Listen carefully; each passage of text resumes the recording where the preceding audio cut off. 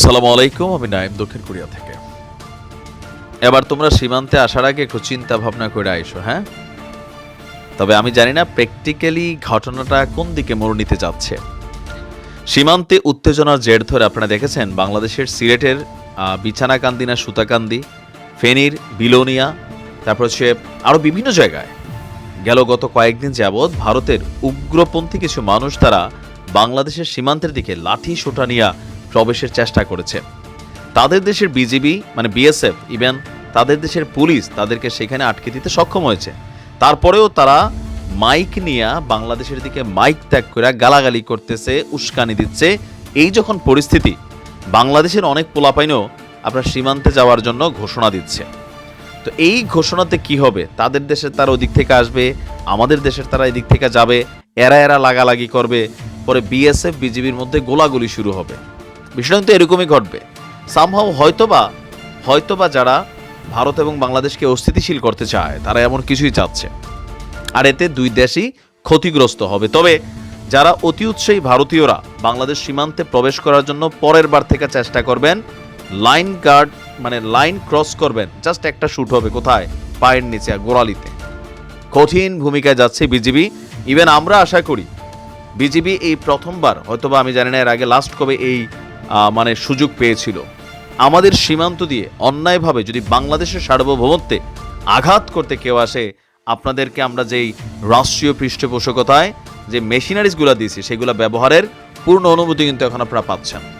এটাকে কাজে লাগাইতে হবে, কারণ বিএসএফ এই কাজই করেছে। তবে আমাদের পক্ষ থেকে উস্কানি দিয়ে কোনো ধরনের ঘটনা হোক সেইটা আমরা চাই না। দর্শক, ভারতের আগরতলা থেকে শুরু করে বিভিন্ন জায়গায় যেই ঘটনা ঘটছে সেই ঘটনাগুলোর মধ্যে সীমান্তে কড়াকড়ি আরোপ করেছে আমাদের বর্ডার গার্ড বাংলাদেশ মানে বিজিবি। যে কোনো ধরনের অপতৎপরতা রোধে বিজিবি সতর্ক এবং প্রস্তুত রয়েছে।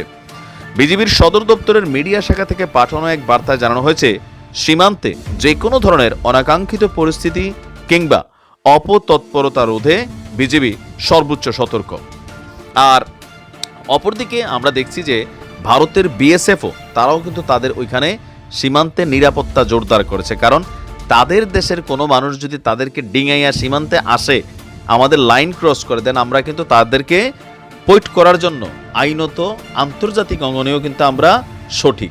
এখানে অন্য কোনো লাইন করার সুযোগ নাই, বা এটা নিয়ে ভারত এক্সট্রা কোনো অ্যাডভান্টেজ কিন্তু নিতে পারবে না। কারণ কি, আপনি একটা দেশে প্রকাশ্যে আপনি লাঠি সোঁটা নিয়ে বা বিভিন্ন কারণে হামলা চালাইতে যাবেন, সেখানে সীমান্তে বসবাসকারী মানুষ আতঙ্কিত হবে, আপনি মাইক দিয়া উস্কানি দিবেন, তো এটাতে তো স্বাভাবিক আমাদের দেশ রিয়েক্ট করবেই।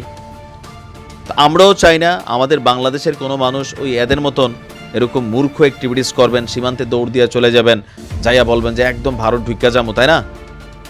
ঢুইকা যেতে পারবেন, ওইখানের বিএসএফ আপনারা বের হয়ে আসতে দিবে না।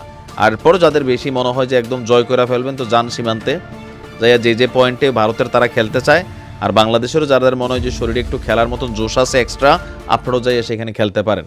ঠিক আছে, এটা অতি উৎসাহী যারা আছেন। তবে রাষ্ট্র হিসাবে আমাদের বিজিবির প্রতি আমাদের নির্দেশনা থাকবে বা আমাদের চাওয়া থাকবে, আমরা উস্কানির পক্ষে না, কিন্তু আমাদের দিকে উস্কানি আসলে সেইখান থেকে লাঠি সোঁটা যদি কেউ মারে, ঢিল মারে, আমাদের এখান থেকে ঢিল রিটার্ন যাইতে হবে।